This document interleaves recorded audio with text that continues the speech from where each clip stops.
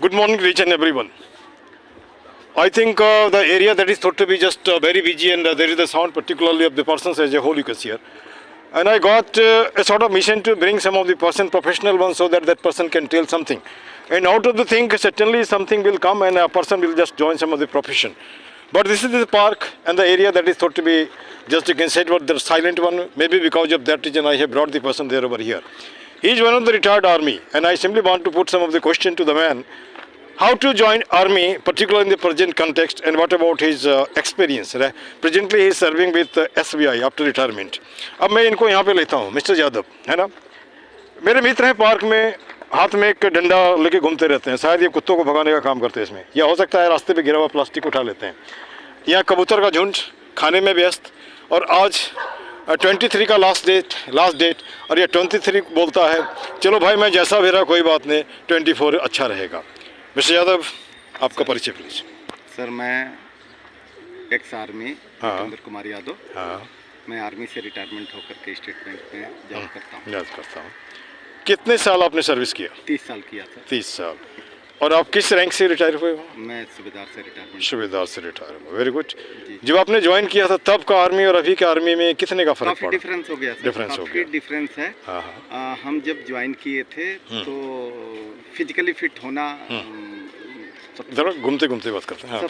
Physically fit होना सबसे बड़ी मायने रखता है. और क्योंकि हम किसान आदमी से किसान परिवार से बिलोंग करता था तो हम लोग भाग दौड़ में पढ़ने में कमजोर थे बट पढ़ाई लिखाई से कमजोर थे बट हम फिजिकली फिट हुआ करते थे. अच्छा. और इस पार्क में भी आप देखते होंगे जितना हमने एक्टिविटी करके ये पार्क को साफ सफाई में लगाए और आज हमारे पास इतने ग्रुप में आदमी हो गए कि जो 10 आदमी से लेकर के आज 121 आदमी हो गए हैं.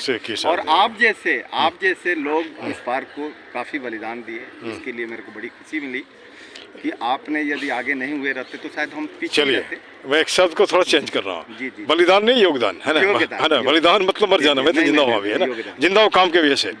अब यहाँ पे एक सवाल उठता है कि जैसे मान लीजिए जब आपने पढ़ाई की जिस तरह से पढ़ाई की तो आपको लगता होगा कि आगे भविष्य बंद है ना. खास करके मैं उन बच्चों के लिए पूछना चाह रहा हूँ कि वह बच्चे जो पढ़ाई करते हैं पढ़ाई में पिछड़ जाते हैं लेकिन उनको लगता है क्या करेंगे नहीं करेंगे. नहीं सर हमारे दिल में ऐसी बातें नहीं थी. मुझे ये जुनून था कि मुझे बेल्ट की नौकरी करनी है और मैं जैसे भी करना है मेरे को बेल्ट की नौकरी करनी है. बेशक मेरे को दिन रात भागना पड़े. अच्छा. और मैंने इसी दिल्ली में प्राइवेट जॉब किया और प्राइवेट जॉब करके अपने को उस स्ट्रगल में मैंने जैसे दिन में ड्यूटी रहती थी रात को दौड़ते थे. अच्छा. प्राइवेट जॉब किस तरह का जॉब? मैंने एक इलेक्ट्रो को कंपनी थी. वो मिक्सर जूसर. अच्छा. I am worker. अच्छा वर्कर मैंने आप सेल्स पर्सन नहीं क्या करते थे? मैं वर्क प्रोडक्शन में काम करते थे. Very good. मैंने मैकेनिक ही हुए है ना. तो चलिए अब यहाँ पे इनका मैकेनिक का पढ़ाई आपने कहाँ तक किया था? प्लस टू तक किया था. 12 पास है ना. Subject art science commerce? Science था. अच्छा. मैं पॉलिटेक्निक. अरे यार व्हाट अ वंडरफुल थिंग है ना. अच्छा तो आपको सैल्यूट करूँगा मुझे है ना. अब यहाँ पे एक सवाल उठता है जैसे मान लीजिए कि आप कैमरा में आए और बहुत से लोग आने से कतराते हैं. पता नहीं क्यों कतराते हैं मालूम नहीं है और अच्छा लग रहा है. अब जैसे कि मैं अभी गया था असम अरुणाचल. वहाँ एक मेरा बच्चा आया पैर छू के प्रणाम करता है सर मैं आर्मी ज्वाइन कर लिया. और मुझे इस बात मैं खुश हूँ कि आर्मी ज्वाइन कर लिया लेकिन उसका ब्राइट फ्यूचर है क्योंकि he was topper in class 12 है ना. टॉपर. फिर हमने उनको सजेस्ट किया 4 साल का ही है तो हाँ 4 साल का है ना. तो लेकिन जो भी हो कुछ तो प्लेस में मैंने तुम्हारा फुटिंग तो मिला और आगे कोशिश करिए पढ़ाई कंटिन्यू रखो जाए अच्छा रहेगा. तो गरीबी लोगों से बहुत कुछ करवा लेता है ठीक ना. और मैं इस बच्चे को यहाँ अगर वो सुनता होगा तो मैं यहाँ से भी आशीर्वाद देता हूँ कि आगे वो बढ़े.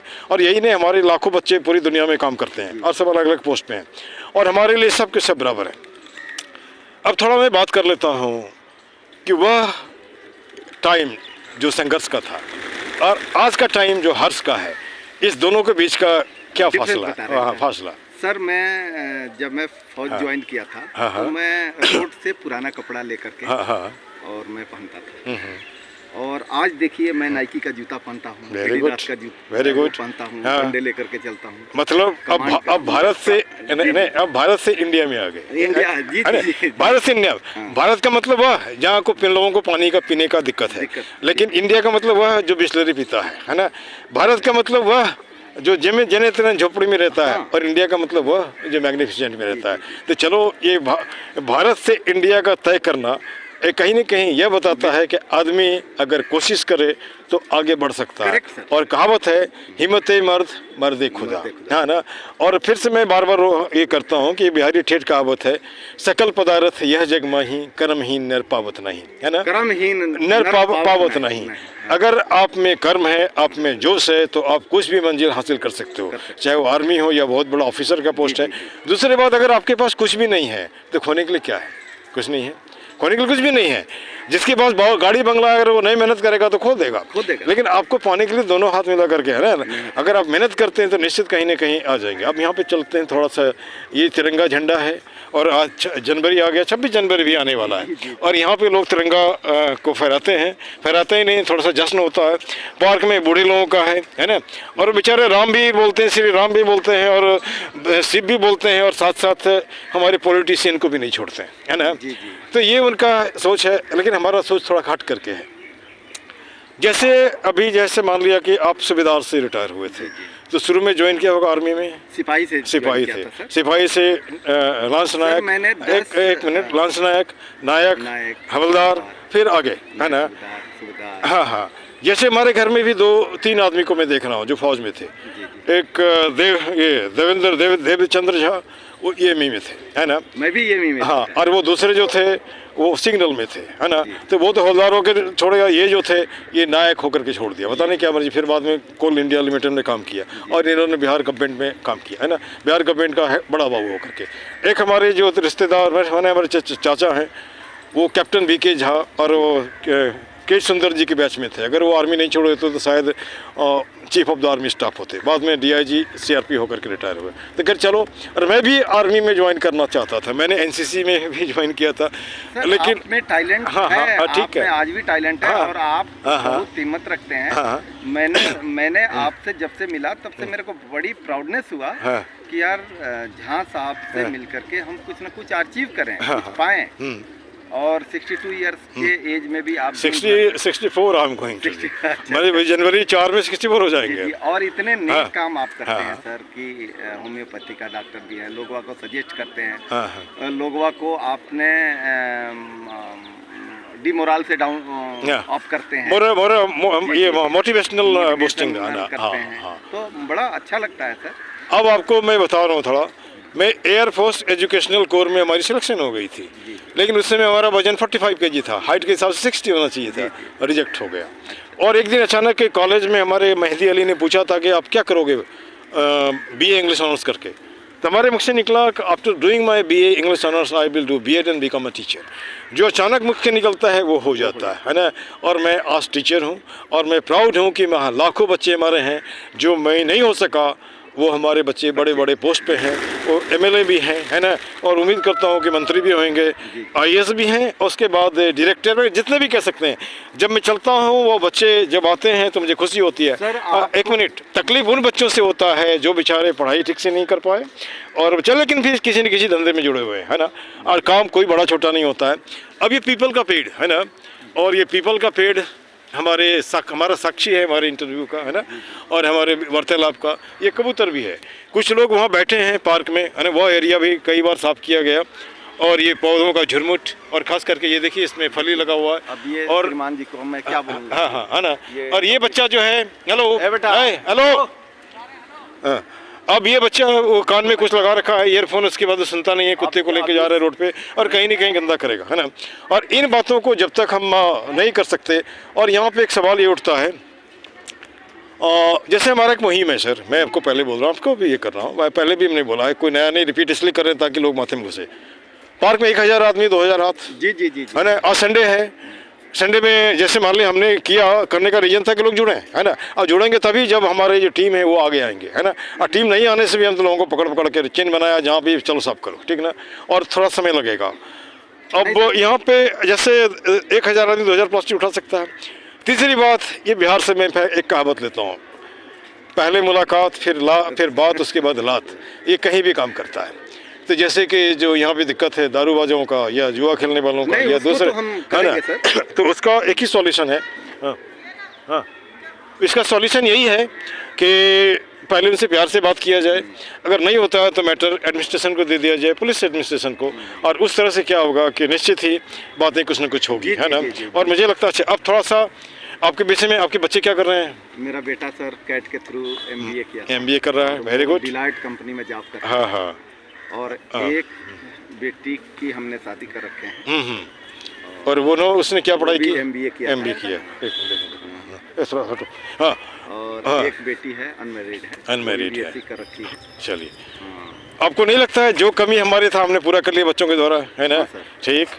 अब यहाँ पे जैसे मान के चलिए कि एडमिनिस्ट्रेशन को तब दे देते हैं, अब इसी बीच पार्क का मिशन है सफाई करना। एक सज्जन मिल गए, यहाँ से मैं कुछ सवाल पूछता हूँ, कान हटाओ थोड़ा, हटा लो।